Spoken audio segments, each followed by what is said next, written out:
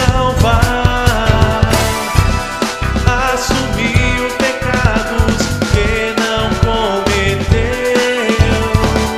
e não nos obrigou a lhe aceitar. Então reflita, pense muito bem, Jesus é alguém que pode transformar toda a sua vida, subjugado ao mundo, escravo do pecado. Jesus em sua vida te libertará.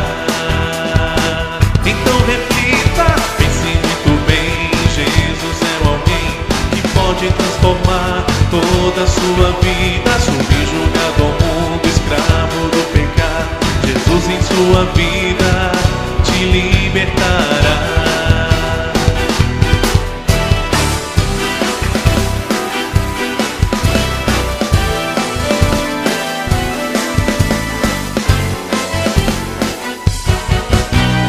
Novamente surge um grande outro Salvador. Insisto, meu irmão, quero te dar o meu amor. Na tristeza e na alegria vou te acompanhar.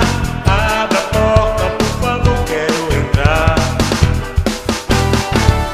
Iluminar a sua vida, te guiando, transformar todo o seu ser, encher seu dia a dia de alegria,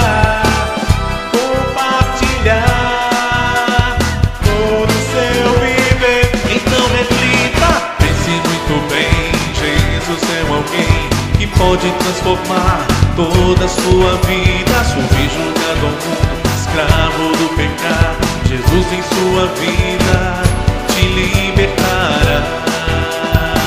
Então reflita, pense muito bem, Jesus é alguém que pode transformar toda a sua vida, subjugado ao mundo, escravo do pecado.